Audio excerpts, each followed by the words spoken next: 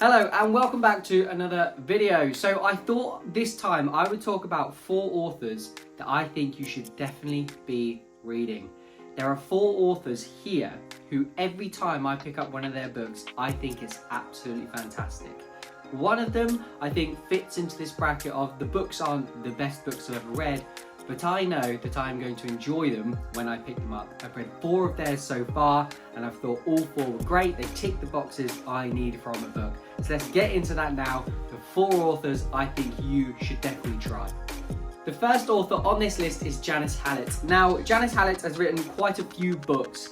This is the 3rd one, The Mysterious Case of the Alperton Angels. She's also written The Appeal, The Twyford Code, then this, then I think there's The Christmas Appeal as well, and that's kind of her bookography, as it were, so far. Now, Janice Hallet has this incredible ability to write books in a completely different form. So you'll see from her books that essentially she writes in media. She uses text, she uses email, she uses leaflets, she uses posters to tell her tales. They're all crime stories, they're all fiction, and they often feature a lot of characters. Now, the reason I love Janice Hallet is that she does these vast amounts of characters, the clever way of telling the story, the plot line, and still manage just to write a fantastic story. Now, in 3 of these books, The Christmas Appeal less so, I feel like that was one more just for the Christmas time. They've got some fantastic twists in them that if you go back and you read the story again, knowing the twist at the end, it feels like a completely different story because you're like, oh, now that makes sense. Really, really clever. Something that you can only really do if you're willing to craft a story as opposed to just write a story. Now, there's a lot of potential for crafting in this because you are writing emails, you're writing text, these sort of things, and you can tweak those, I think, a lot easier than if you're writing kind of blocks of text. Still doesn't take away from an incredible talent Janice Hallet has. Now, as I said, I've read 4 books of hers so far. As far as I'm aware, they're the only 4 books she's released. And they're all kind of in this style of being told in media forms, your text, your emails that I've mentioned, instead of being writing in any sort of normal fiction way, which I am really, really impressed by. The Appeal, I initially picked up because I saw, read this book, it's a crime book, it's a thriller, it's written purely in the form of text messages and a couple of emails, other way around even, purely in the form of emails and a couple of texts. And I thought, sounds cool, might be quite interesting. Ended up being absolutely obsessed with it, really, really liked it. So then every book she's written since has been this high level of ability to write crime stories with lots of different characters in them in a lot of different ways with these kind of different formats. Now, writing a lot of characters with text, with emails, allows you to write them in very distinct ways. You can say if Joe Bloggs is a dick, for example, you know every time you're writing an email from Joe Bloggs, there has to be a little bit of a dick.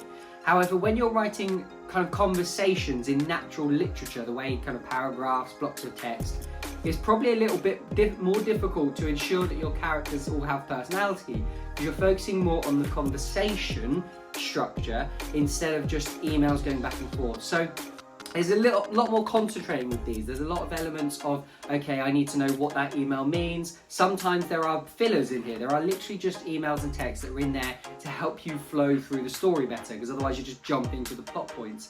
But as I said, very, very clever. Janice Hallet herself is lovely, which helps. I've met her at Crime Fest. I've spoken to her a couple of times on Twitter. She's such a kind, genuine person, really humble. So that makes me like her books even more. But even if it wasn't for that, I think Janice Hallet's one of the most talented crime writers writing at the moment. And I will be picking up everything she releases. She's got another one releasing later this year, and I will definitely be picking up that as well. So that's Janice Hallet. That's the first author of 4 that I'm going to be talking to you about. The next author on my list is Taylor Jenkins Reid. Now, I've read 4 of Taylor Jenkins Reid's books so far. I know she has some others, but these 4 all follow a very similar theme, and that is that you're going to be reading about the career of somebody. In Daisy Jones and the Six, it's the career of the band of Daisy Jones, who is the main lead singer, arguably, and the band she joins, which is And the Six, who were originally a band that she then joined, so it's Daisy Jones and the Six. You follow their career, you follow the highs, you follow the lows. It's all written retrospectively in kind of the form of interviews from different members of the band. It's a really, really interesting book. And the thing with Taylor Jenkins Reid is you always kind of know what you're going to get. You're going to get a story about a career. You're going to get a story that spans over decades, which is one of my favourite genres within fiction, is stories that are told over decades that see personalities change, that see people mature, that see people go through their highs, their lows. I love that in books. So I always know I'm going to get that with Taylor Jenkins Reid's books. As I said, I've read Daisy Jones and the Six. I've also read The Seven Husbands of Evelyn Hugo. I've read Malibu Rising, and I've read Carrie Soto is Back. I know she has some others, as I said, that I do intend to read at some point. She kind of ticks the boxes that I need from a book. Easy to read, cover different decades, have some fantastic characters, and have some imagination. It also kind of covers history, which there are certain elements of that I quite like as well. So she talks about a lot of bands and people that featured decades ago, not real, but are fictional, but you know, still covers that kind of time period, and I like that historical fiction element. There's also the aspect you can consider that they all kind of interlink with each other. They're all kind of set in the same universe. So for example, Daisy Jones and the Six meet a rock star at the time, who then is the main feature for Malibu Rising, where that covers his daughter's experience of him. Within Malibu, he also features within The Seven Husbands of Evelyn Hugo. They meet at a party. And he also features within, and then Carrie Soto from Carrie Soto is Back, also features in Malibu Rising. So there's some really interesting kind of interlinking people within that, and then it tells a different story of them. So I love that element. I don't know if it's just these four, whether there's more that are out there that kind of were in the world that I may notice. Really, really impressive with Taylor Jenkins Reid. Another author I think I will probably pick up every one of her books because I'm just always impressed by them. I think they're always great. Daisy Jones and the Six and Seven Husbands of Hugo, not the other two so much, have featured in my top 10 books list that I posted on my blog at lukeharkness.com with 4. And so therefore they are 2 books that I would definitely recommend for people, and then you're going to enjoy her other books as well. Maybe not so much because these 2 are brilliant, but you will enjoy the elements that you enjoyed from these 2, which is that kind of career spanning, lifetime spanning stories. So yeah, there's Taylor Jenkins Reid is my second author on this list. The third author is Brandon Sanderson. Now, Brandon Sanderson's an interesting one. He's the only fantasy author on my list. Brandon Sanderson writes fantasy, he writes sci-fi, he writes low fantasy, high fantasy, epic fantasy, low sci-fi, mid sci-fi, everything. He likes his kind of fictional stories. He hasn't really anything slightly different. Not that I've read anyway, he may have by now, I don't know. And that's what I'm leading on to, is Brandon Sanderson's writing rate is unbelievable. So not only is everything that Brandon Sanderson writes fairly bloody good, but he also writes at a pace that's almost unbelievable. One moment he'll tweet about, oh, I've just released this 40 million page book that you can read now. And then like 2 months later he'll be like, oh, I've just written and released, I've got a secret 60 million page project coming up that's going to release in the next month. You're like, how are you writing this fast? Now I hear apparently he has some really unique writing schedule where I think he wakes up quite late in the day, spends the day with his family, and once they go to sleep he writes until like middle of the night, and then he kind of sleeps until that kind of middle of the morning instead of doing a regular sleeping hour, which allows him to have kind of the house free to himself. There's no distractions, nobody else is awake in his world, so it doesn't distract him. So that's maybe how he does it. Every Brandon Sanderson book I've read so far has been brilliant. His magnus opus is the Stormlight Archive series. This is fantastic. I've read every book in this so far.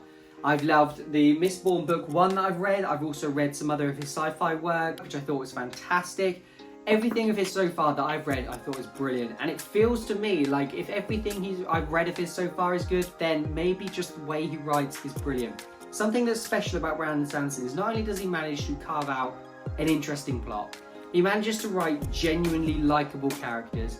And at the same time, with both of those things interfolded with one another, within the plot, he manages to put in little twists, little echelons of a higher power, or this secret that's just been unearthed at the end of the book, which makes you then go, bloody hell, that whole thing makes sense, or wow, I'm looking forward to the next story. And that's what that's what's so special about Brandon Sanderson. Really, really impressive. Big fan of his.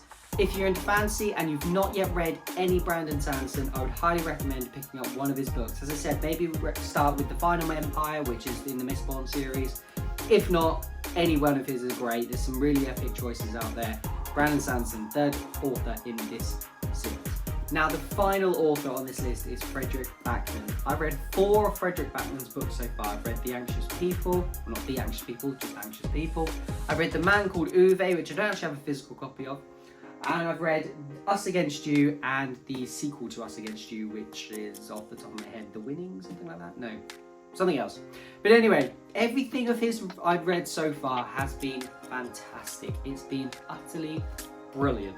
He manages to write in a way that is both intelligent, is both thoughtful, it will make you laugh, it will make you cry, it will make you think about life being much bigger than you think it maybe is. It also makes you realise how small you are and how small life can be if you focus on it being like that. His books are brilliant. I'm not even sure he's aware of some of the stories he's telling, some of the poignant things he's getting across with his text when he's writing it, but it really, really does resonate. You will find these books heartwarming and also heartbreaking in almost every time you read one. Frederick Man right now is probably my favourite author currently writing. I think everything he releases I absolutely adore. He manages to write brilliant, deep, genuinely believable characters that are flawed but also have deep personalities and real personalities. He manages, as I said, to write stories with plots that are poignant, that make you think about things, that make you think about loved ones, that make you think about life both as a journey and in the short term. They're fantastic. If you've not yet read Frederick Man, I could not recommend him more. Anxious People is a great place to start, or A Man Called Uwe, or start with Us Against You and the rest of that series, because that's everything. I don't know if it's a trilogy. I know there are 3 books out at the moment. I don't know if that's going to stop there, if he's going to carry on more. I'm not aware. Either way, Frederick Man, favourite author at the moment, and the final author in this series of authors that I'm trying to tell you need to be reading right now. So those are the 4 authors I think you should be reading. You've got Janice Hallet, Taylor Jenkins Reid, Brandon Sanderson, and Frederick Man. Now, Taylor Jenkins Reid may be the most controversial on the list.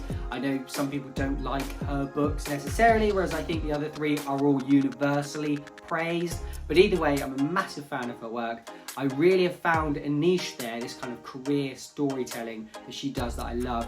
Frederick Man just writes everything in such a way where you laugh, cry, and feel like life is not worth it, but also so worth it at the exact same time. Janice Hallet has crafted out this incredible niche of writing books via media, using texts, emails, and at the same time manages to write a genuinely interesting story with genuinely intelligent plots and clever twists. And then you've got Brandon Sanderson, who writes books at a rate of knots that is unfair for any author, and still manages to write fantastic books almost every single time he releases something, which is a talent that I think every author would aspire to. You're looking at your James Patterson and your Stephen Kings are your only other level in terms of that output level and ability at the same time. So they're the 4 authors I'd recommend. What authors do you recommend that I should be picking up? What author for you is that author you think anytime they release a book you're like, yes, I am 100% reading their book? Let me know down in the comments below. As always, thank you for watching. Like, subscribe. I'll see you in the next video. Goodbye.